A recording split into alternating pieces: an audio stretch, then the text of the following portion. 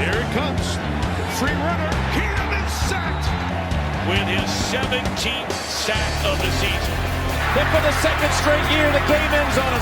Hill being rushed. They got him. Joey Porter, his first sack of the game. Flacco has time. Now in trouble. And J.J. Watt with the sack. Allô la gang et bien le bonjour dans ce nouveau podcast. Et vous voyez quel podcast aujourd'hui? On va commencer à analyser la draft en détail de cette draft 2021 qui a été une draft surprenante, notamment dans le premier tour. Donc on va analyser tout ça. Aujourd'hui on va faire la NFC puis après on fera la AFC. La NFC sortira donc aujourd'hui le mardi et jeudi je pense que je sortirai le podcast en AFC. Il y aura bien sûr en lien des papiers, donc lundi il y aura celui de la NFC et mercredi celui de la AFC que vous pourrez lire sur mon blog. Donc on va dire un mot de la draft. La draft a commencé sur les chapeaux de roue même avant la draft avec la rumeur Rodgers, donc ce qui a été complètement fou, et je reparlerai un peu de Rodgers mais pas en détail dans la situation de Green Bay quand on parle de Green Bay qui arrivera très tôt dans l'épisode. Mais ouais, ça a été chapeau de roue et franchement la première journée ça a été complètement malade, fait de surprise. Le début jusqu'à la fin parce que même les scènes à la fin ont fait un peu n'importe quoi. Donc voilà.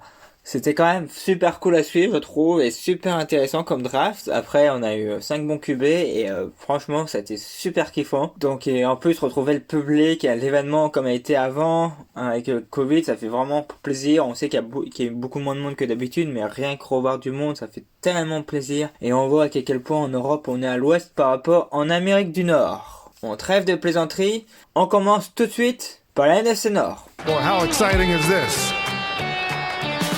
With the 11th pick in the 2021 NFL Draft, the My Chicago Bears select Justin Fields, quarterback, Ohio State. Donc on commence tout de suite avec Chicago Bears. Alors Chicago Bears qui vont drafter au premier tour Justin Fields, un QB, un Taylor Jenkins, un tackle, Larry Borom, un autre tackle, Carrie Herbert en 6e tour, un running back, Daz Newsome, un receveur au 6e tour. Encore au même tour, on a un Thomas Graham Jr. cornerback et un Kiris Tonga defensive tackle. Pour Justin Fields et Taylor Jenkins, ils ont trade up. C'est pour ça qu'ils n'ont pas de 3e, 4e tour notamment. Moi, premier mot que j'ai envie de dire, bravo les Chicago Bears, franchement bravo, il fallait le faire, ils l'ont fait. J'ai particulièrement apprécié leur draft. Alors pour quelle raison j'ai vraiment apprécié leur draft? J'ai vraiment apprécié leur draft pour vraiment la première, c'est déjà récupérer un QB. Et en fait, ouais, c'est sûr, faire un trade-up comme ils ont dû faire, ça coûte cher, mais ils avaient pas le choix. Et quand tu as l'opportunité d'avoir un Justin Fields qui est NFL ready, bah tu tombes dessus.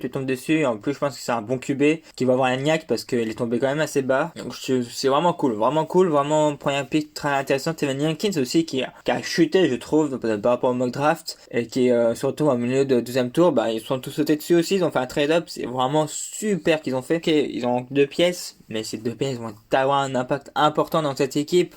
Et en plus, c'est 2 pièces offensives, donc on voit bien que c'est offensivement que ça cale. Qu'il y a Pelton, la défense à chaque fois, elle est acculée. Et si offensivement, ils restent un peu plus sur le terrain, bah défensivement, ils vont moins subir aussi. Après, c'est un cercle vicieux, donc c'est vraiment une super draft pour cette équipe de Chicago. Moi, j'ai mis un mois. Donc un mois, on va situer un peu les notes. Hein. Donc c'est correct. B, bah, c'est bon, c'est bien. A, c'est acquis, c'est vraiment bien, c'est bien.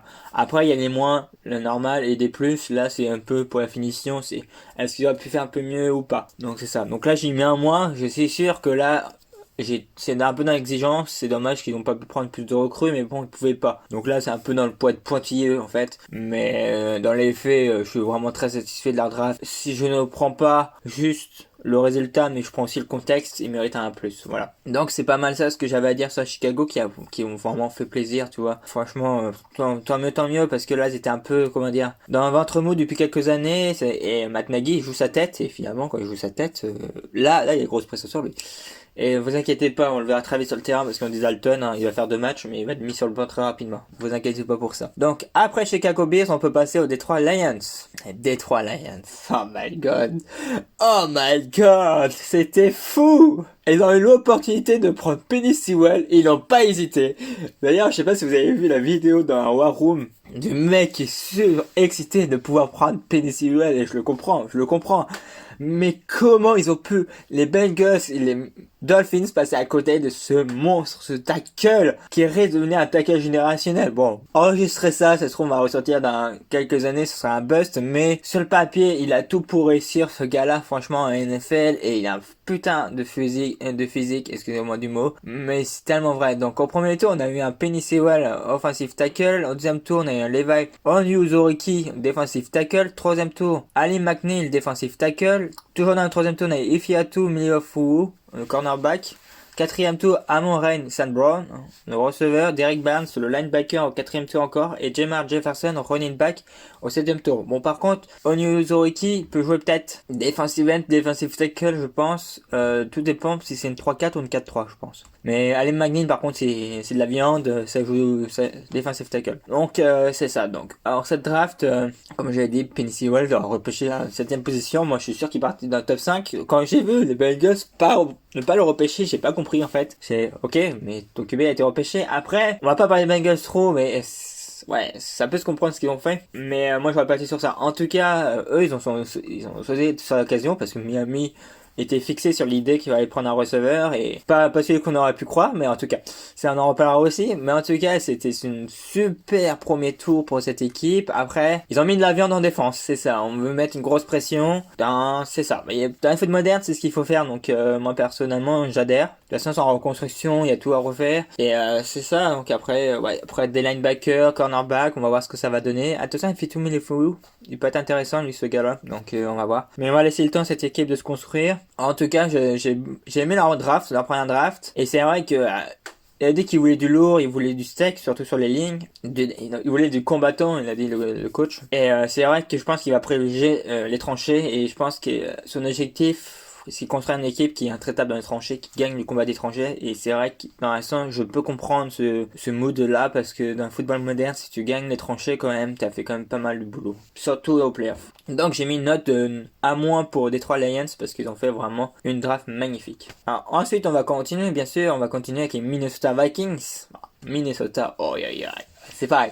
La NFC Nord, en général, ils ont fait vraiment une très belle draft à mes yeux. J'ai vraiment beaucoup aimé en tout cas. Donc, au premier tour, ils ont pris Christian Darrisaw en faisant un trade down, le tackle. Troisième tour, Kellen Moore, QB. Linebacker, Chase Surratt. Au troisième tour, Yad Davis, le offensive line. En troisième tour toujours. On termine avec le troisième tour avec Patrick Jones, numéro 2 du nom, defensive end. Après, au quatrième tour, on a Kenny Ngogoyo, le running back, Cameron Benham, le cornerback, et Janarius Robinson, le defensive end. On est toujours quatrième tour. Au cinquième, on a Esmir Smith Marset, receveur, Zach Davidson, tight end, et au sixième tour, on a Yalen Twyman, le defensive tackle. Bah moi j'aime beaucoup aussi la draft des Vikings, parce que déjà ils ont fait un style. Sur Christian Darrisaw, c'est un style. Vous vous rendez compte, il était au 14e choix, il trade down au 22e ou 23e choix. Ah, c'est il a repris le 14e, ils ont repris Christian Darrisaw. Ils vont 10 choix plus loin. Ouais, ils sont au 24e choix, parce qu'ils font 10 choix plus loin. Et ils vont 10 choix plus loin, et ils ont quitté disponible Christian Darrisaw. Ça s'appelle un style. Et ils prennent 2 choix de pick draft en plus, et ils ont le même joueur. C'est la draft parfaite. C'était la première soirée parfaite pour cette équipe. Et j'étais enthousiasmé pour eux. C'est l'équipe qui a fait la meilleure première journée, parce que, mais c'est parfait. C'est vraiment parfait, ça. Christian Darrisaw. Ah. C'est une ligue qui avait tellement de faiblesses, ils là sont renforcés, parce que Yann Davis, qui vient de Ohio State, je crois, ou à Alabama, je ne sais plus, c'est une des deux meilleures college football, donc c'est une des deux meilleures universités, donc tout simplement, c'est la référence, c'est la référence ultime, c'est vraiment le top en ce qu'il fait à l'université, il a été vraiment dans l'élite, il va vraiment apporter. Après, il est quand même pas mal descendu, donc c'est quand même un style, mais on le dit limité en fait, c'est pour ça qu'il est descendu, on le dit limité, mais il a été dans une top école quand même d'université, il était dans une top université de haut niveau, donc il est capable de tenir sa place sur le terrain, même s'il progresse pas vraiment, qu'il a déjà atteint son top. Ben là, t'as une équipe qui a besoin du renfort sur la ligne, ça va déjà être impactant, c'est déjà impactant, et au pire, c'est un 3e tour, donc si tu renouvelles pas son contrat dans 4 ans, ben elle aura fait la job, tu vois, c'est dire que t'as amélioré ta ligne en général, et que c'est ça, que t'as plus besoin de lui, quoi. Mais à l'heure actuelle, je trouve que c'est un très bon choix. Le choix Kellen Moore en quarterback, c'est pourquoi pas, de toute façon c'est toujours la même histoire avec les quarterbacks au-delà du premier et deuxième tour. Tente des choses pour qu'il soit titulaire à terme. Donc là il y a encore Kirk Cousins pour au moins 2 ans, donc il peut attendre de progresser derrière. Après, en général, on sait que ça donne rien du tout. Au mieux, c'est un bon remplaçant. Donc à voir. On va espérer pour eux que ça marche. Mais en tout cas, ça se tente, ça se comprend. En plus, au troisième tour, je pense que c'est là que c'est la place. Chester est pas mal en linebacker. Moi, j'aime beaucoup. Après, c'est une bonne draft, Le seul regret, peut-être, c'est pas de renfort sur la ligne en defensive end. C'est dommage. Il y a Alan Thoman au defensive tackle. Il y a Ernest Robinson en defensive end, mais au 4e tour. Donc, il faudra laisser le temps. Donc, au 3e tour. Donc, au final, c'est quand même une bonne draft. C'est bien réfléchi et tout. Et moi, j'ai mis une note de A. Parce que, sincèrement, cette équipe a fait une très belle draft. Et en plus, on le voit bien, ils ont complété vraiment tous les besoins. Ils sont même pensés à l'avenir. Donc, ouais, ça fait vraiment plaisir, cette équipe. Et attention, offensivement, ça va avoir la gueule l'année prochaine. Parce que déjà, ils ont été productifs offensivement. Les Vikings. Alors, c'est maintenant Kirk Cousins a une ligne. Oh, Devin Cook, déjà, va se régaler au sol. Mais même Kirk Cousins, il va avoir plus de temps pour passer. Ça va vraiment devenir intéressant à aller voir offensivement. Plus qu'il arrive à trouver la recette magique. Hans Zimmer en défense. Et là, on peut avoir une équipe vraiment redoutable. En tout cas, j'ai vraiment beaucoup aimé cette draft, comme vous l'avez remarqué pour les Vikings, qui a eu une note de A. La dernière équipe, c'est Green Bay Packers. Alors, Green Bay Packers, ça a eu beaucoup de mouvements avant la draft, qui a complètement fait peut-être dérailler cette équipe pendant la draft. Je m'explique. On le sait, Aaron Rodgers, avant la draft, ça a fuité, donc je pense que ça arrive avant, hein. L'insider Adam Schefter a déclaré et a sorti avant la draft, c'est bien, comme ça fait une bonne mine. Première chose qui est sortie, c'est que les 49ers avaient tenté de prendre Aaron Rodgers. C'était niette. Ils ont passé un téléphone, ils ont pas appelé de proposition concrète. C'est la première information qui est sortie. 2 heures après, Adam Schefter sort de son lit, comme un beau petit insider, et annonce que Aaron Rodgers ne veut plus jouer avec les Packers. Parce que il demanderait plus et qu'il avait été vexé qu'un QB soit drafté. Après la draft, hier, ou pendant la draft, pendant les journées de week-end, je sais plus trop, j'avais plus trop la notion du temps parce qu'il y a eu tellement de trucs. On a annoncé qu'en fait, il veut la tête du GM et qu'il reviendra si le GM part. Aussi, autre rumeur, c'est que Denver Broncos serait ce coup où il serait pas loin d'obtenir le trade d'Aaron Rodgers. Là, je dis juste les rumeurs. J'ai un point de vue, je l'expliquerai. Je vous donne un peu de suspense en fin de semaine, au début de semaine prochaine, si c'est encore d'actualité, j'espère bien. Mais en tout cas, je ferai un papier et je ferai une vidéo YouTube sur ce sujet. Au podcast, je pense plus vidéo YouTube. En tout cas, c'est un sujet qui me tient pas mal à cœur et j'avoue que il me laisse pas insensible parce que ça montre pas mal la mentalité du gars. En un mot, je dirais Aaron Rodgers, tais-toi et retourne sur le terrain. Mais j'en parlerai plus longuement et pourquoi je pense ça, notamment parce que là, je le dis comme ça sans justifier. Mais en tout cas, le GM doit mettre de points sur la table parce que il est en train de cracher sur une institution. Trêve de plaisanterie, on revient sur les Packers, sur la draft. La draft avait quand même été compliquée avec un premier tour Eric Stokes, cornerback, John Myers au second tour, un centre, Amari Rodgers, au moins il y a un Rodgers dans l'équipe l'année prochaine à coup sûr côté Packers, le receveur au troisième tour, Royce Newman, offensive line au quatrième tour, Tedarius Slayton, defensive tackle au cinquième tour, dans le même tour on a Jamar Jean-Charles, cornerback, sixième tour Cole Van Lanen, offensive tackle, 6e tour, Isaiah McDuffie, linebacker, et Kalen Hill, running back, 7e tour. Cette draft est quand même une draft intéressante pour Green Bay sur le papier par rapport aux besoins, mais il fait des reach. Eric Stokes, c'est un peu pourquoi pas, mais c'est vraiment haut en fait. Là, c'est vraiment haut. C'est quelqu'un qui est encore très brut, excusez-moi. T'es une équipe impactante, tu vois, qui veut des joueurs impactants parce que tu veux chercher le titre. Non, donc tu prends pas Eric Stokes maintenant en fait. C'est pour ça, et je pense que Asante Samuel aurait été plus intéressant pour eux en tout cas. John Myers, c'est pareil, il y avait un autre centre, je sais plus le nom, qui va chez les Chiefs, qui est pris juste après, qui est bien de meilleure qualité que Josh Myers. C'est pour ça que je trouve que c'est un peu un reach aussi. Et au final, c'est pas bien. Après, ils avaient besoin de renforcer leur ligne, donc c'est bien. Amari Rodgers, c'est un reach aussi, mais il va dans le système. Il reçoit un match-up dans le prototype, donc il va dans leur système, donc ça peut se comprendre. Après, je connais pas trop, mais c'est pas mal fait de reach. Et c'est ça, après, ils impactent leurs besoins, mais c'est fait de reach de long en large dans cette draft. Donc, pour ceux qui savent pas, le reach, c'est quand tu draftes trop, en fait. Que tu aurais pu drafter plus tard. En gros, quand si je sélectionne un joueur au premier tour, alors qu'il aurait pu être sélectionné au troisième tour, c'est un reach. Et là, Eric Stokes, je pense qu'il aurait pu attendre fin de deuxième. Mais en termes de qualité, il est vraiment de qualité, mais c'est ça qui me bloque, c'est que en fait, pendant toute la draft, c'est fait de reach, c'est des besoins, mais c'est fait de reach, donc j'ai mis une note de D+.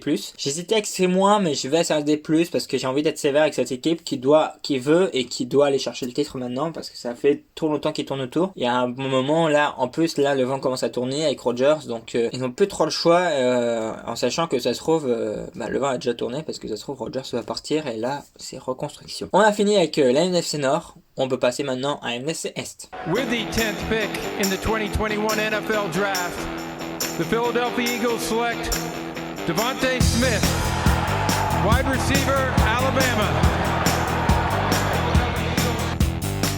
Et oui, FCS, je commence tout de suite avec Dallas Cowboys. Et Dallas Cowboys qui ont sélectionné au premier tour Micah Parsons. Au deuxième tour, Kevin Joseph, le cornerback. Le troisième tour, Osa Edikuzua. Oh putain, les noms aujourd'hui. Troisième tour, Joyce Colson. Troisième tour, Nashon Wright, cornerback. Jabril Cox, quatrième tour. Linebacker, George Bay, le tackle. Simi Fioko, en receveur, cinquième tour. Au sixième tour, Quinton Boana, defensive tackle. Israel Mukwamu, cornerback au sixième tour. Et Matt Farniok, guard. Micah Parsons, je n'ai pas précisé, c'est le linebacker. Kevin Joseph, c'est cornerback. Alors, j'ai quand même pas mal apprécié la draft des Dallas, qui était malheureusement un peu à défaut. Mais ils ont su s'adapter. Je m'explique le premier tour. Le premier tour, ça a été fou, comme je vous l'ai dit. Et notamment, pour moi, c'était une surprise, c'est voir les Panthers prendre un cornerback en termes Jesse Horn. Et après, on a eu une deuxième surprise. C'était Denver qui prend aussi un cornerback alors qu'ils ont besoin d'un QB. En tout cas. Donc là, sans deuxième choix, Cowboys ont fait quoi là? Les deux cornerbacks, nos deux choix numéro 1 qu'on veut, sont partis. Ils ont trouvé un trade à faire avec les Eagles, leur ami de division. Donc ils s'en sortent pas si mal et reprennent des pics comme ça derrière. Donc ils sont pas mal retombés sur leurs pattes malgré tout. Ils ont pris, par défaut, Micah Parsons, c'était le meilleur disponible. Donc en tout cas une très bonne draft pour eux parce qu'ils ont réussi, premier tour en tout cas, parce qu'ils ont réussi à s'adapter. On a vu des choix d'avant et c'est ça. Mais après c'était encore trop haut pour prendre un Newsome à ce moment-là. Ou un SNT Samuel. Après, même Calais Farley, c'était un peu haut par rapport à ses points d'interrogation sur ses blessures. Donc, c'était un très bon choix. Ils ne pouvaient pas faire autrement, de toute façon. Kevin Joseph, c'est pas mal aussi. Mais attention, attention, parce que dans cette draft, ils ont pris pas mal des antécédents pas très clean, des antécédents comportementaux qui vraiment posent question. Il y en a 2-3 là-dedans, c'est quand même comme il faut. Je pense à Nashon Wright, Micah Parsons et Kevin Joseph notamment. Donc attention. Il n'y a pas que des enfants de cœur dans cette équipe là. Et il va falloir cadrer ça. Mais en termes de talent, c'est quand même pas mal. Kevin Joseph, c'est pareil, c'est pas mal descendu à cause de son comportement. Mais par contre, lui, c'est un méchant cadeau là. Là, en termes de casier, là, c'est waouh, c'est un sacré. Ça, c'est le genre de gars que tu prends 3ème, 4ème tour normalement parce que tu sais pas ce qu'il va te donner mentalement quand ça va être sur un terrain en fait.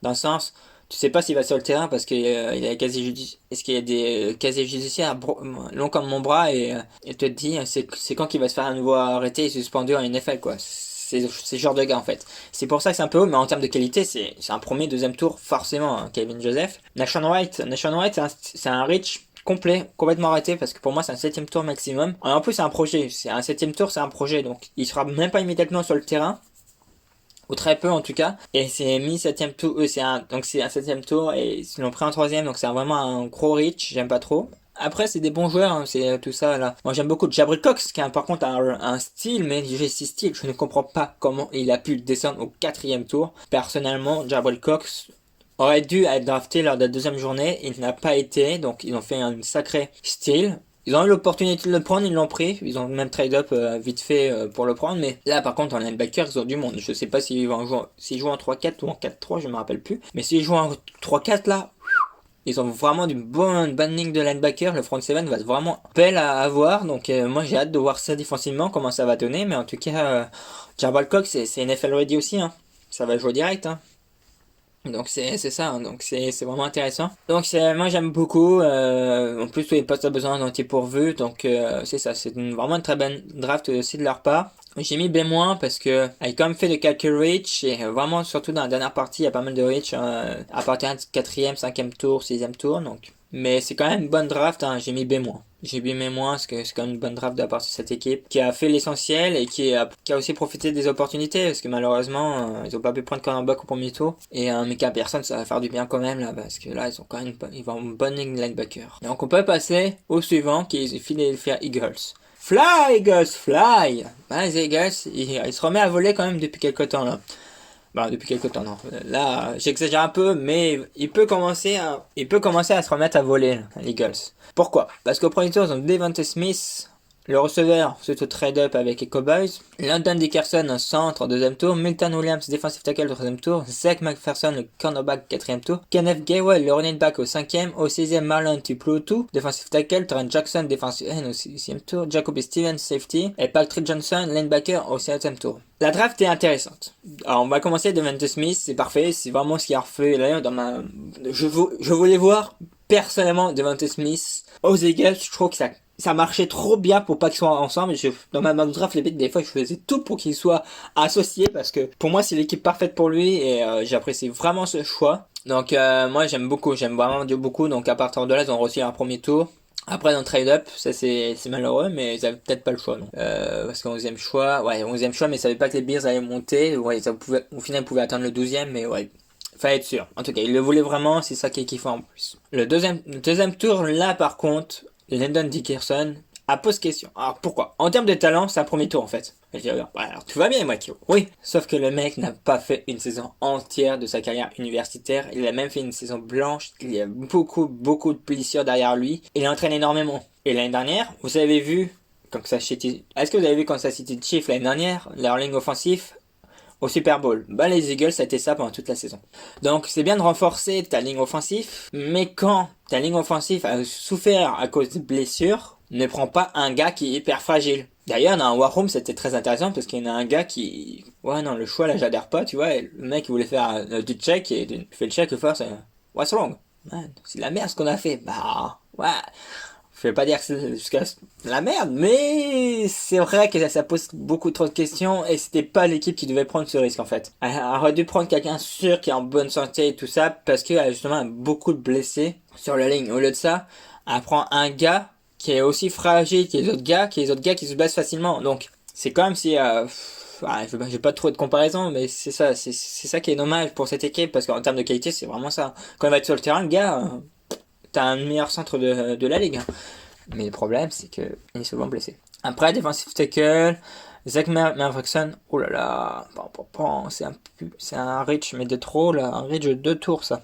Le cornerback, c'est un reach de 2 tours. Ça aurait pu attendre. Malheureusement. Ouais. Moi, pour Zach McPherson, le cornerback, c'était un reach. Au moins de 2 tours. Il n'aurait pas dû drafter au 4e tour. C'est vraiment dommage. Après, je sais que les cornerbacks sont vite partis, je trouve, dans cette draft. Ouais. Après, ça commençait il y avait plus de qualité. Après, on va se le dire qu'à la 4e tour, qui était titulaire immédiatement. Donc, c'est ça. Mais ouais.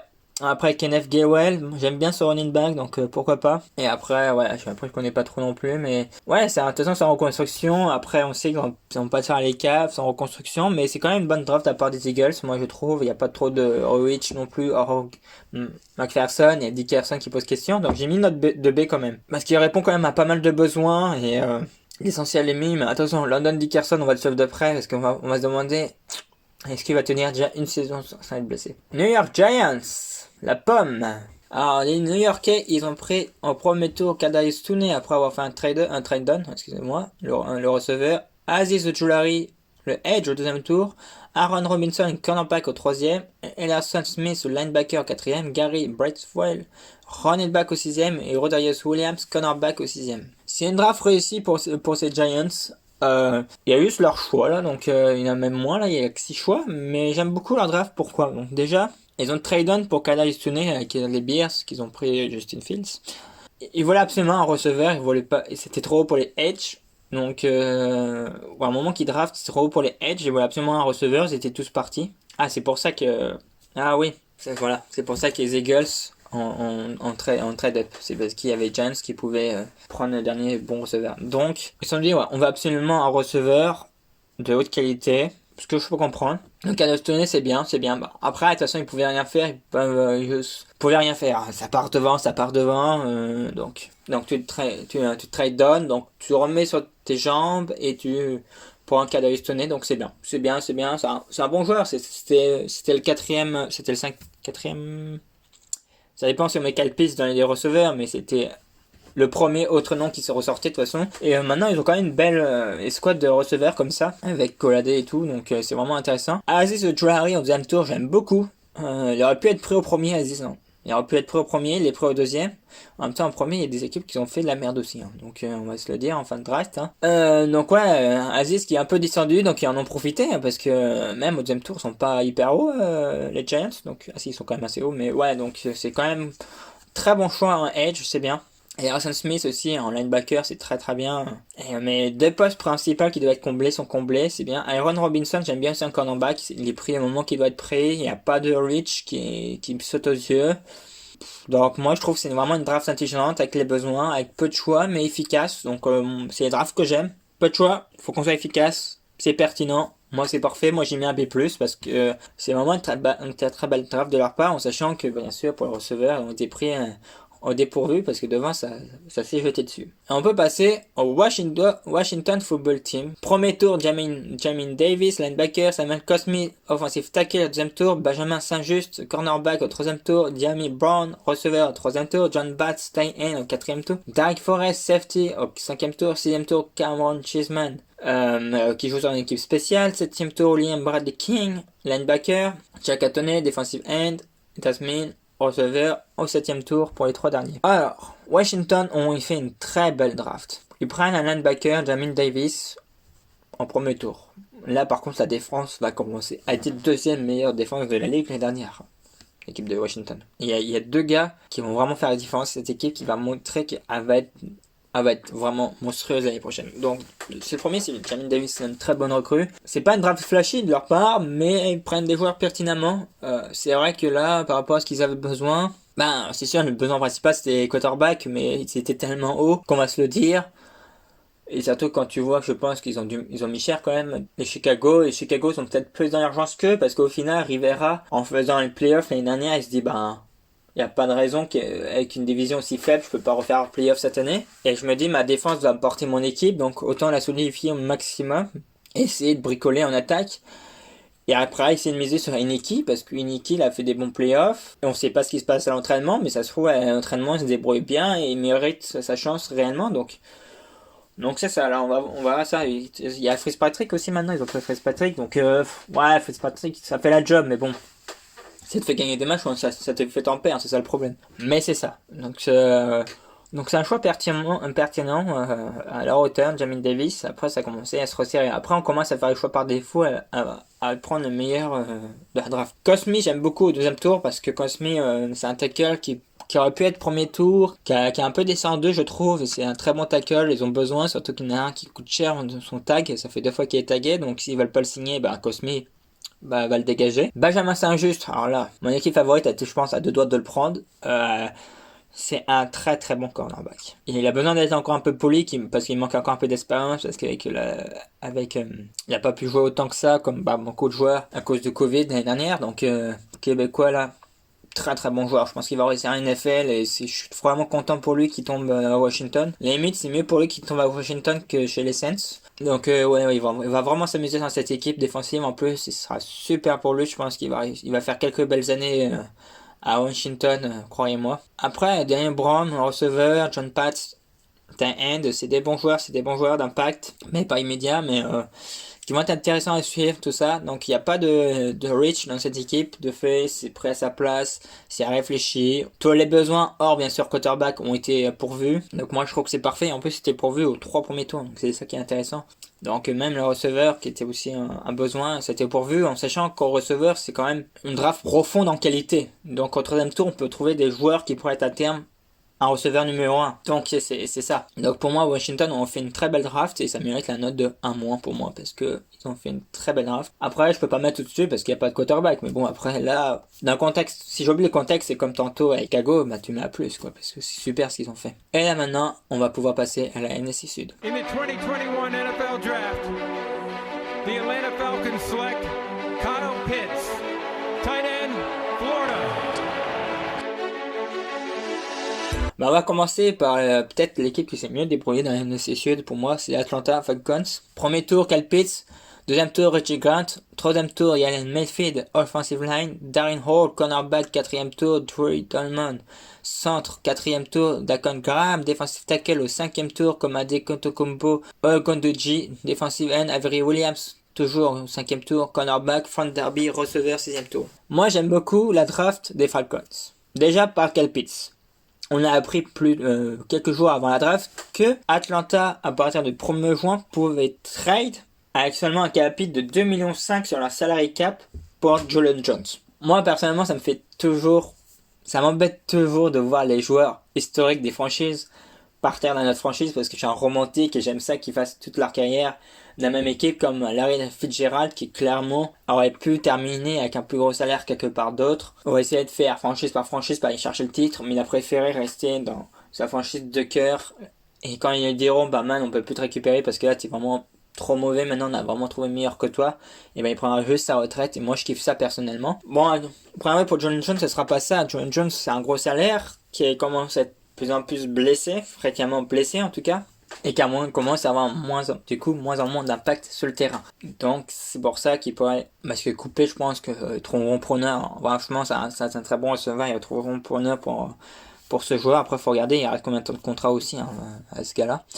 En tout cas Kyle Pitts c'est bien parce que ça les conforte dans cette idée qu'à tout moment ils peuvent se séparer de Jalen Jones et se dire on est tranquille, on a Kyle Pitts qui est un tight end ou un receveur, on sait pas encore trop, en tout cas c'est un joueur générationnel pour beaucoup. Normalement, il devrait tout exploser dans les années à venir. Donc, moi, la franchise préférée, elle va souffrir, je pense, face à ce joueur. Mais c'est sûr que ce serait bien d'avoir juste une année. Kyle Pitts, Jalen Jones. Aïe, aïe, aïe.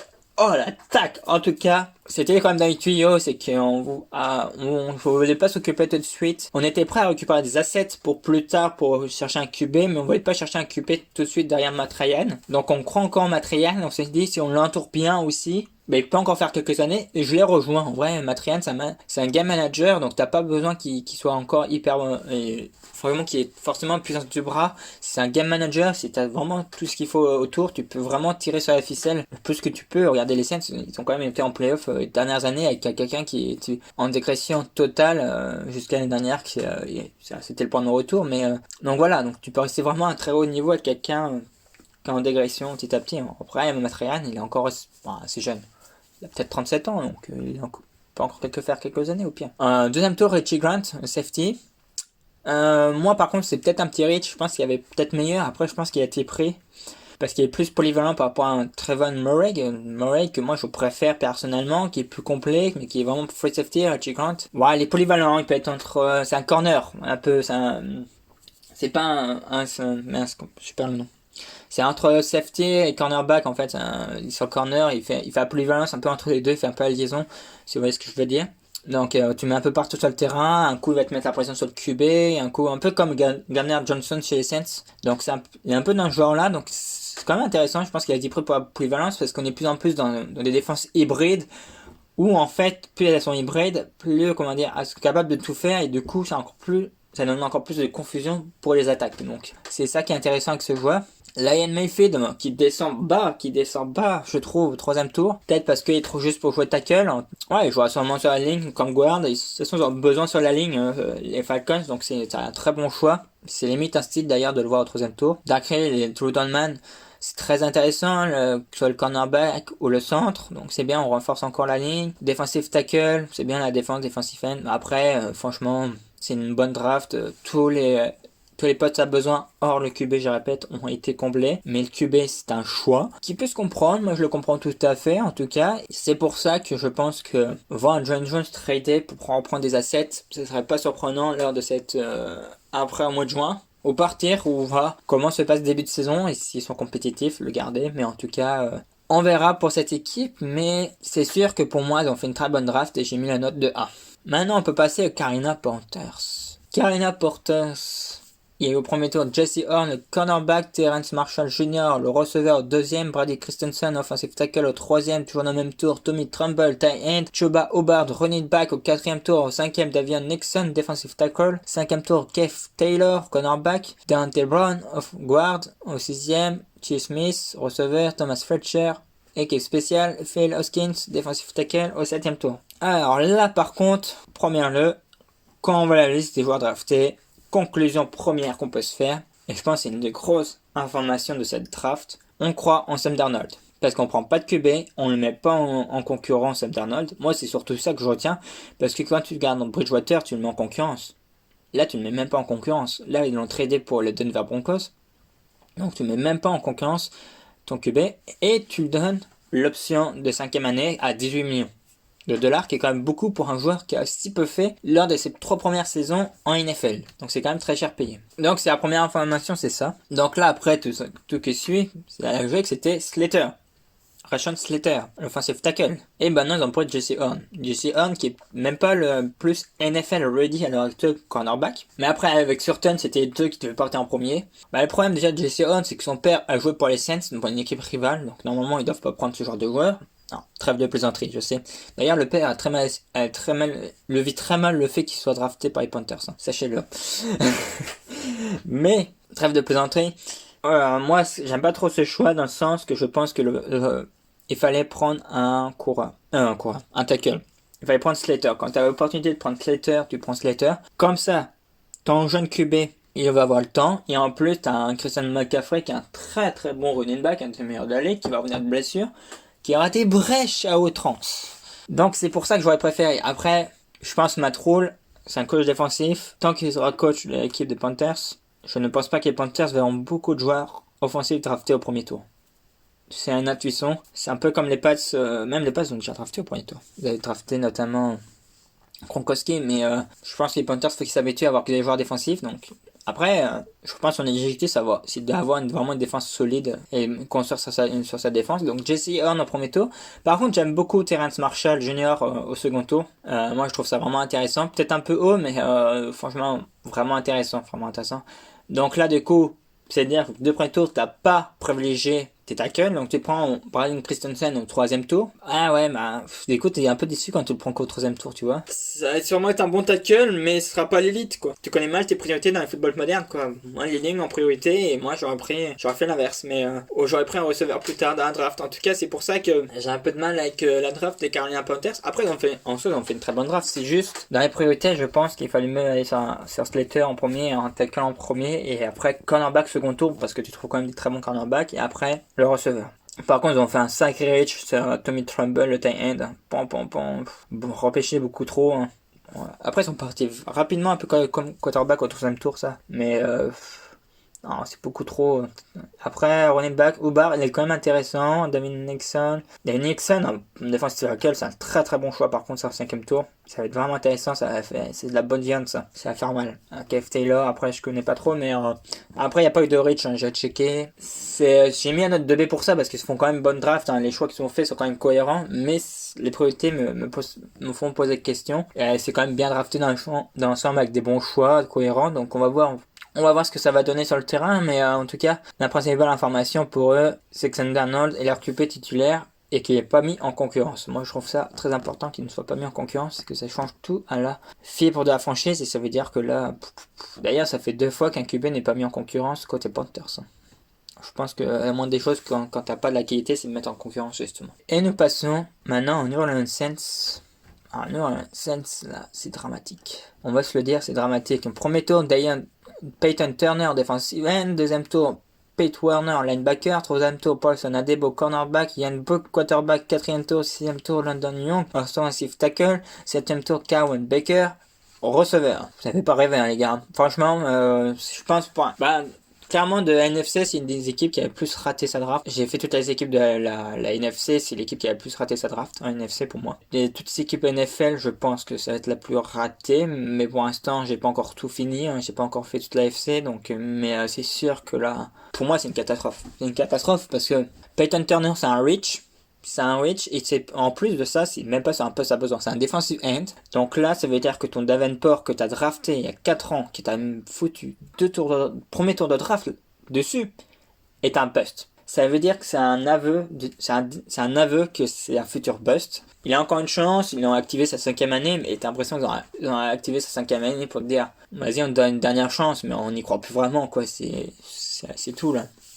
Après, on sait que les Saints aiment avoir, la polyvalence et surtout du monde sur la ligne, d'une pression constante et vraiment faire tourner le roster. T'as Trey Hendrickson qui est parti, t'as Sheldon Rankins qui était souvent blessé, qui est parti, mais qui, quand il était sur le terrain, il faisait il faisait le boulot. Il y a Malcolm Brown qui a aussi tradé. Donc, fallait remplir ces trous, et c'est vrai qu'en plus, la polyvalence de pouvoir jouer au centre de la ligne comme à l'extérieur, et c'est vrai que moi, j'ai remarqué aussi que Dennis Allen aime bien mettre les defensive end au centre. C'est régulièrement, on voit Cameron Jordan au centre de la ligne avec Onyemata, des fois. C'est ça. Mais c'est un reach, et je pense que la priorité, il avait dit que la priorité c'était chercher un cornerback. Sean Payton, ça n'a pas été respecté. Et en plus, j'ai entendu qu'il y a des rumeurs qu'ils ont essayé de trade up dans le top 10. Est-ce que c'était pour un quarterback, un cornerback? On le saura jamais.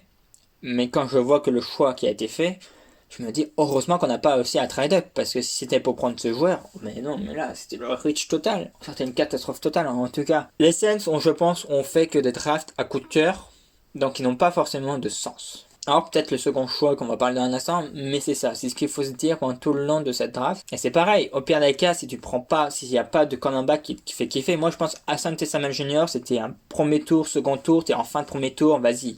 Le reach est passé énorme.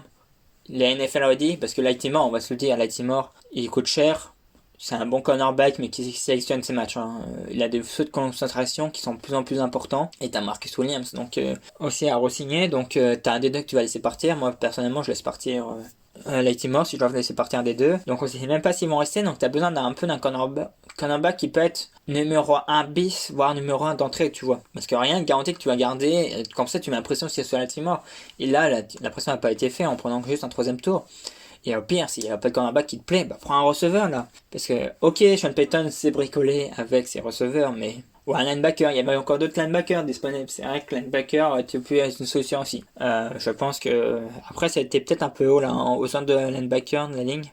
T'as Oyozu Kamara, il aurait pu être intéressant à ce moment-là, mais ouais, c'est ça. C'est une grosse déception pour moi. Et, ouais. Après, Pete Warner, ça. Dans le joueur qu'il nous faut, comme linebacker au centre, c'est ça. Mais t'avais un Jabril Cox disponible. Entre Pete Warner et Jabril Cox, je pense qu'il a plus de talent. Après, Pete Warner, il vient d'Ohio State.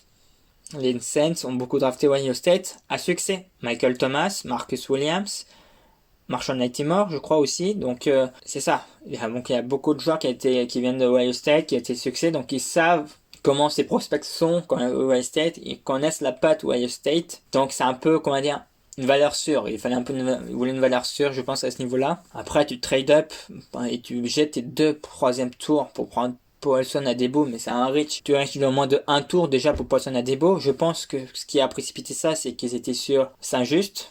Moi, j'aurais tellement aimé qu'il y ait au Saints, mais quand Washington a été dessus, ils sont précipités parce que Adebo est peut-être le cornerback qui va plus dans leur style de jeu agressif en presse. Saint-Just a allé là-dedans, et après Saint-Just c'était Paulson Adebo. Donc je pense pour ça qu'ils sont précipités. Mais si tu regardes sur le papier, Paulson Adebo c'est un 4e tour, et t'avais au moins 2 ou 3 cornerbacks au-dessus de lui encore qui pouvaient être draftés. Elijah Molden, pour moi, qui a été pris en fin de 3e tour, aurait dû, en termes de talent, et ce qu'il a montré en termes de talent, mérite plus un début de 3e tour que Paulson Adebo, et aurait été plus censé. Donc c'est pour ça que je suis encore déçu à ce niveau-là. Après, bon, je vais pas parler de dernier tour, là tu prends ce que tu peux, ce que t'as, tu vois, mais Ian Book, tous les observateurs disent qu'il est 6e ou 7e tour. Tu le prends en 4e tour. C'est quoi ce reach? Après, je pense que Sean Payton a eu un coup de cœur sur lui. Je comprends pourquoi il a eu un coup de cœur sur lui. Attention. Et c'est une valeur sûre dans le sens, au minimum, ça sera un bon remplaçant. Au minimum, il sera un bon remplaçant en NFL. Après, est-ce qu'il sera au-dessus d'un bon remplaçant? Il pourra être titulaire? Je ne sais pas. On essaie trop tôt pour le dire, on verra à terme. Mais en tout cas, je pense pour lui, sa franchise parfaite parce qu'il va pouvoir se développer, prendre le temps. Et t'as un coach qui sait développer ses QB. Mais en termes de talent, tu sais qu'il y a quand même quelque chose à gratter et qu'il sera au minimum un bon QB remplaçant. Donc pour un 4e tour, ça passe, tu vois, de QB. Mais après, c'est sûr, tu aurais pu prendre plus bas parce que pour beaucoup d'observateurs, il n'a pas le potentiel d'un titulaire. Mais après, je pense que les scouts savent ce qu'ils font. Et je pense aussi que ce soit sur les 4 drafts, peut-être celui qui a été le plus pragmatique, c'était Pete Warner, plus prendre lui par rapport à Jabril Cox parce que c'est Ohio State, on sait d'où ça vient. Mais après, pour moi, c'est fait de coup de cœur et c'est très dangereux ça. T'as trade up, tu fais un reach sur Adebo, c'est pareil, Ian Book, c'est un reach, Peyton Turner, c'est un reach. Tu vois, là, pour moi, en premier tour, tu dois être pragmatique, tu dois prendre le meilleur au poste que tu as besoin. Là, premier tour, tu prends cornerback, tu changes ta donne. Deuxième tour, tu fais quoi? Peyton Turner était peut-être disponible au deuxième tour. Donc tu le prends là. Au troisième tour, tu as fait déjà le cornerback, tu prends le linebacker. Pete Warner, s'il est disponible, s'il n'est pas disponible, tu avais Jabril Cox disponible, tu le prends. Voilà, c'est ça. Tout a été fait à l'envers par cette équipe, et pour moi, la note est D-, parce que ça se trouve, ils vont me faire mentir, ils vont briller d'entrée, mais Peyton Turner, c'est pas un joueur d'impact en semaine 1 de la prochaine saison NFL, et c'est un premier tour, donc déjà ça me pose problème. Paulson Adebo, il est limité à terme, il sera juste au maximum un bon second cornerback. Pete Warner, on verra, c'est ça. Pete Warner, c'est plus pour le complément de notre Tar Davis, mais Davis ne va pas être non plus immortel, donc il va commencer à vieillir. Donc pas mal déçu, donc D- pour les Saints qui ont fait une des pires drafts de toutes les équipes NFL. Donc on va terminer par la NFC Sud avec Tampa Bay Buccaneers, avec un premier tour John Tyrone, Kyle Trask au QB en deuxième tour, Robert Heinze, offensive tackle au troisième tour, quatrième tour Jalen Darden, receveur, cinquième tour KJ Britt, linebacker, Chris Wilcox, cornerback au septième tour, et Grant Stewart, offensive linebacker, septième tour. Bon, c'est une équipe qui n'avait pas de besoin particulier, on va se le dire, c'était une équipe complète, donc c'est un luxe. Mais j'aime beaucoup leurs deux premiers tours, avec Joe Tyrone en premier lieu, le linebacker, qui est en plus un edge linebacker, vraiment sur l'outside, donc on prépare l'avenir derrière les Davante David, tout ça, donc c'est super intéressant. Et Kyle Trask, qui est sûrement le meilleur QB après les 5 meilleurs. Donc c'est ça, moi j'ai beaucoup aimé leur draft pour cela, parce que franchement c'est très intelligent de leur part. C'est deux drafts c'est deux repêchages intelligents, l'un qui prépare l'avenir, l'autre les deux préparent l'avenir, l'autre qui va pouvoir pendant 1 ou 2 ans rester derrière Tom Brady, qui a à peu près le même style de jeu, qui c'est un piqué, qui est bon dans la poche, quoi. Dans le football moderne, ça peut paraître, on va dire, un peu mort de réussir une NFL, mais en vrai, moi je pense pas, parce que Tom Brady marche encore très bien, c'est un piqué, Drew Brees marche encore très bien, il y a encore quelques temps, c'est un piqué aussi, donc même Matt Ryan, donc voilà. Donc moi j'ai mis C+, parce qu'après, il y a quand même quelques riches, mais c'est des riches, et c'est des gars qui auraient dû être pris vraiment plus au 6e, 7e tour, et que c'est vraiment des projets qui seront là pour cirer. On sent qu'il y a vraiment l'effectif pour aller chercher la victoire, et ceux-là seront là pour progresser. Donc un petit C+, malheureusement pour Tampa Bay à cause de ça. On va pouvoir maintenant passer à la NFC West. So it is time for one of the greatest mysteries of the NFL draft in recent years to finally be resolved. Here is the quarterback of the future of the 49ers in the hands of Commissioner Roger Goodell. With the third pick in the 2021 NFL Draft, the San Francisco 49ers select Trey Lance, quarterback, North Dakota State. Et oui, la NFC West, on va commencer directement pour San Francisco 49ers. Premier tour, Trey Lance, quarterback, Aaron Banks, offensive line, deuxième tour, Trey Sermon, running back au troisième tour, Ambry Thomas, cornerback au troisième tour, cinquième tour, Jalen Moore, offensive line, cinquième tour, Diamodor, le noir, cornerback, Talanoa Ofanga, safety, au cinquième tour, et Elijah Mitchell, running back au sixième tour.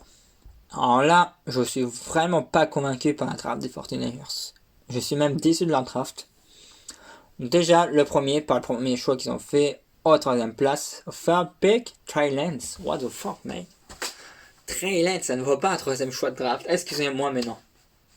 Des 5 quarterbacks, c'est celui qui laisse planer le plus d'incertitudes. C'est celui qui a moins joué. C'est celui qui a moins lancé, la plus couru que lancé. Et en plus, il joue en deuxième division chez Oregon. Donc, en quoi c'est une certitude? Là, par exemple, 49ers ont jeté beaucoup de premiers choix de draft.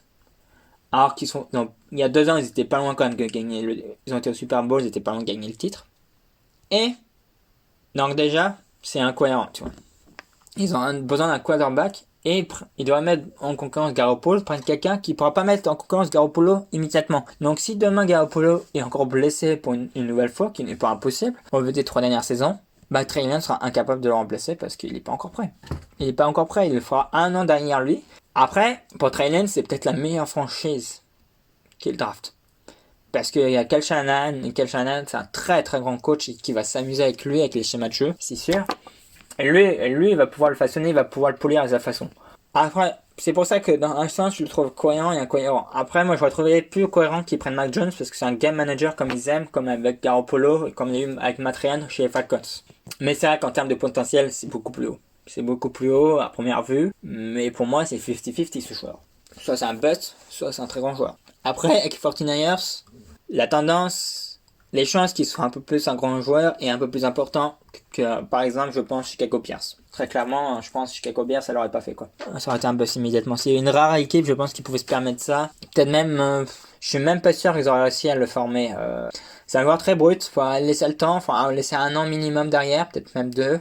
Mais attention, moi, je suis pas convaincu par ce choix, je pense que c'était trop haut. De toute façon, avec un 3ème choix draft, pour moi, tu prenais Justin Fields. Ou allez, pourquoi pas Mac Jones. Mac Jones, ça aurait pu se comprendre, mais Trey Lance, pour moi, c'est trop haut. Déjà, avoir Trey Lance dans le top 10, je trouvais ça haut, mais je trouvais pas parce que c'est les quarterbacks, c'est la rareté, c'est la pièce un peu importante dans le football moderne, dans le football, le poste de quarterback, était dans le top 10. Mais en tant que tel, si on prend le pur talent, c'est pas un top 10. Mais de toute façon, les observateurs, il y en a qui ils mettent vraiment dans le 7ème meilleur choix de la draft. En termes de qualité, je suis pas d'accord. C'est vraiment brut tout ça, c'est encore très brut. Donc on verra ce que ça donne. Aaron Banks, offensive line. Ouais, il y a peu de chances qu'il termine un tackle dans ce gars-là, je vais le dire clairement. Donc ouais, c'est bien. Ça reste correct, mais par contre c'est très sermon. Le coureur. Quand t'as un coach qui avec un non drafté il arrive de faire des merveilles et que tu jettes 2 ou 3 tours là, de draft, 2 tours de draft je crois pour trade up, pour prendre Trey Sermon, je comprends pas.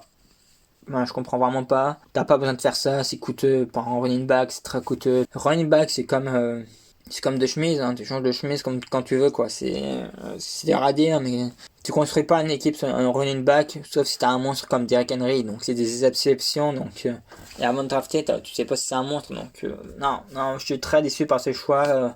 Je le comprends pas. Après, du coup, t'avais 3ème tour, là, du coup, tu n'en as plus que 2. Tu prends un Brit Thomas qui est pareil, ça aurait pu être pourvu par des meilleurs joueurs quoi. Un peu plus tôt dans le draft, tu aurais pu prendre d'autres cornerbacks, même au 2ème tour. Après on voit qu'il fallait commencer à renouveler la offensive line parce qu'il y a Jalen Moore qui a été pris, un autre cornerback, safety, mais je pense que non, là j'ai vraiment pas aimé. Apparemment Jalen Moore au 5ème tour c'est un bon style hein, pour l'équipe. Hein. Donc sur la ligne ils ont fait quand même la job, mais pas sûr que c'était ta priorité. Pour moi c'était ce truc en fait. Ouais. En fait là je pense que l'objectif c'était on prépare l'avenir, Trey Lance pour l'avenir. Donc ça veut dire que Garoppolo il fait 1 an ou 2 il part. C'est clairement ça parce que on prend un running back et on prend deux offensive line. Donc là ils vont pouvoir les façonner, ils vont être prêts quand il y aura Trey Lance sur le terrain. Et c'est ça, on veut l'entourer. Mais moi j'adhère pas trop et la défense ça risque de vraiment se prendre un coup derrière la tête au niveau de défense offensive back parce qu'en Brit Thomas je suis pas convaincu et j'ai peur qu'il soit en dégression surtout après le départ de Robert Saleh aux Jets. Donc on va voir ça mais ça va être à suivre les 49ers. En tout cas pas convaincu par un draft, j'ai mis une note de C+. Parce que c'est pareil, hein, le besoin de QB, bon, il y avait un certain besoin quand même à partir du moment que Garoppolo était toujours blessé. Mais ils se l'ont créé aussi. Hein. Ils se l'ont créé aussi en prenant le 3ème tour de draft. Hein. T'étais dans le top 10 à la base, je crois. Donc t'avais pas besoin de te créer aussi cette pression. Los Angeles Rams, sans de premier tour de draft. Au 2nd tour, ils ont pris un Tutu Atwell, receveur. 3ème tour, Enas Jones, linebacker. 4ème tour, Bobby Brown, 3ème du nom, defensive tackle. Robert Rochelle, un cornerback, et Jacob Harris, receveur, qui sont tous les 3 au 4ème tour. 5ème tour, il y avait un Ernest Brown, 4ème du nom, defensive end. Jack Falk, running back au 7ème, comme Ben Schronek plutôt, receveur, et Chris Garrett, en linebacker. Alors, ça va être très court de dire un mot de cette draft. Je suis pas convaincu, parce que déjà, ils ont pas mis en priorité leurs besoins. Alors, je pense pas qu'ils avaient besoin d'un receveur. Je pense que Sean McVay, avec peut faire beaucoup de choses. Et la ligne arrière devait être renouvelée parce qu'il y a quand même 2 gros départs à la free agency. Et donc on voit que le premier choix en cornerback est quand même au 4ème tour. C'était pas à prioriser. Après, linebacker, moi c'est pareil. Il y a un linebacker aussi qui est parti à la free agency, Ernest Jones. Bon, c'est complet. Mais pour moi, c'était ça comme besoin. L'autre besoin, c'était la ligne. La ligne offensive est vieillissante, commence à souffrir. Notamment, je crois, leur left tackle qui a 38 ou 39 ans, qui va bientôt prendre sa retraite, je pense. Pour ça, on laisse toujours de côté. Donc, moi, c'est une grosse déception à ce niveau-là. Après, prendre Tutu à Atwell, ouais. Pourquoi pas, hein.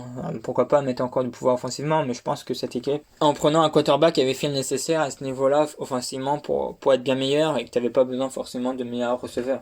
C'est pour ça, je pense que les besoins n'ont pas été priorisés comme il faut dans cette draft et que je mets juste un C-, surtout que t'as pas de second tour, quoi. Là, idéalement, avec ton second tour, toi tu vas être un offensive line. Ok, je peux attendre le 3e tour, mais je mets un cornerback là. Cornerback ou... Bon, un linebacker, même un linebacker, ça va pas être déconnant. Ou cornerback ou un safety, tu vois. Et ça n'a pas été fait. Donc la défense risque de vraiment chuter en termes de performance l'année prochaine. Parce que dans la ligne arrière, il y a quand même beaucoup de départs et je suis pas sûr que les choix qu'ils ont fait vont vraiment combler ces départs. Et en plus, son coach est parti défensif, donc ça, on va voir si la relève va être aussi bonne.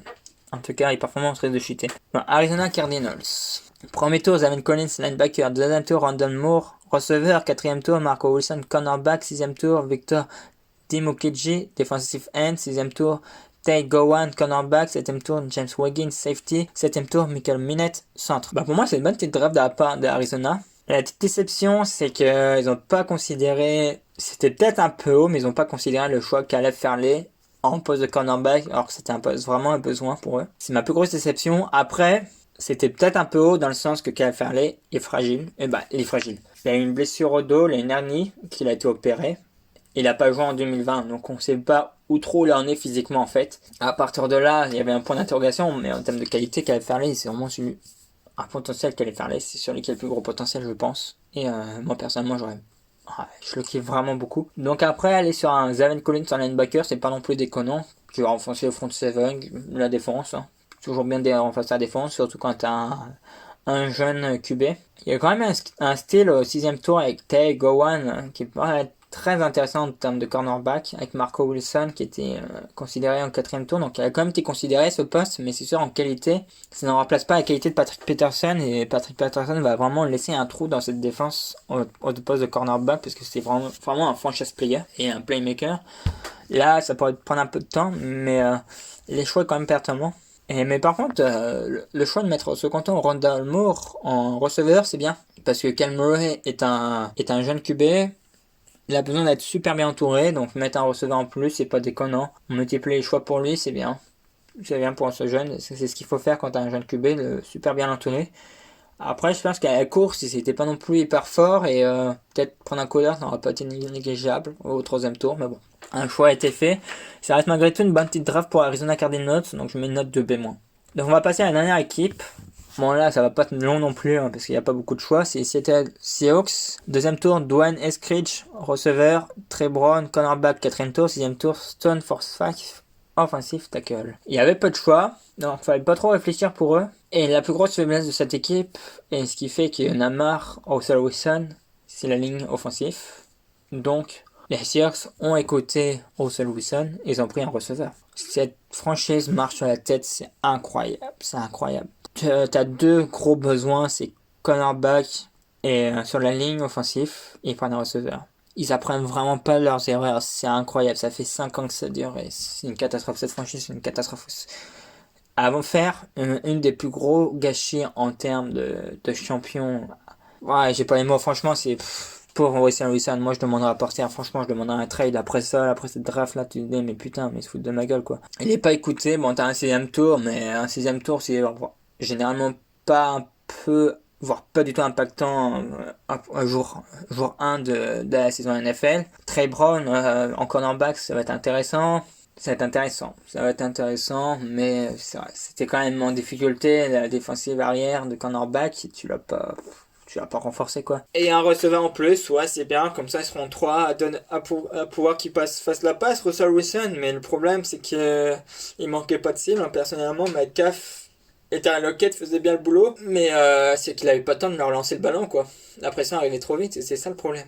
Là j'ai vu qu'ils ont recruté j'ai vu ici qu'ils ont recruté des non draftés sur la ligne, mais bon, avec un peu de chance tu tombes sur un non drafté qui est impactant au premier jour de la saison NFL, mais c'est quand même très très rare. C'est quand même un coup de chance que ça arrive, donc tu peux pas compter sur ça, tu vois. Et cette franchise, franchement, un marche à la tête. Là, franchement, il y a vraiment une remise en question qui doit avoir lieu. Et moi, personnellement, Russell Wilson, il va péter un plomb. il va péter un plomb, c'est pas possible autrement en tout cas. Donc note c'est moins pour eux qui a fait une mauvaise rate. Après ils ont quand même comblé le poste de cornerback, ils ont mis quelqu'un sur la ligne, donc ils ont quand même comblé le besoin, c'est pour ça que je mets c'est moins, mais c'est juste pour le côté politiquement correct que je mets c'est moins, parce que sinon j'aurais mis moins. Au contexte, j'aurais mis moins. Voilà, on a fait le tour pour la NFC. Vous avez un tour d'horizon des choix qui a été fait, de mon jugement et mon analyse pour toutes les équipes. Donc, on va se retrouver très vite cette semaine pour l'AFC. En tout cas, vous pouvez retrouver mon papier avec tout, qui va donner un peu plus de précision sur ce que je pense, et sur les joueurs qui ont été draftés, sur ce qui est un style, un reach pour tous les choix de draft. Et on va se retrouver très vite pour l'AFC, parce que on a fait que la moitié des équipes. L'AFC, qu'on va pouvoir parler quand même des équipes qui ont drafté Trevor Lawrence notamment, ou encore Zach Wilson. Donc je pense qu'il y a aussi quelques équipes qui ont fait des très belles drafts, qu'ils n'ont pas besoin de drafter ces joueurs. Hier j'ai fait le papier d'une équipe, j'ai fait oh boy, là les mecs, vous avez fait une des meilleures drafts que vous pouvez faire. Quand j'ai vu ce qu'ils avaient fait, j'ai fait waouh. Et cette équipe, c'est celle qui a accueilli justement la draft, donc ça vous spoil pas mal mon prochain podcast qui arrivera cette semaine. Vous inquiétez pas, il y en aura 2 cette semaine, c'est un bon kiff. Et je pense que la semaine prochaine ou en fin de semaine, j'essaierai de faire une vidéo sur le cas et mon avis sur le cas Rodgers, qui est quand même intéressant à suivre et qui pourrait être un tournant dans les performances et dans l'histoire des Packers. Et on pourra aussi parler de Deshaun Watson et les Texans, parce qu'il y a une rumeur qui est sortie sur ce qu'ils voulaient faire avec Deshaun Watson et qui est tombé à l'eau avec les accusations d'agression sexuelle de la part du joueur. Donc on va parler de tout ça tranquillement, je pense, après les analyses de la draft. Donc ça va arriver très vite. Et je pense que je ferai aussi sûrement en vidéo aussi mon top 5 et mon flop 5 de la draft.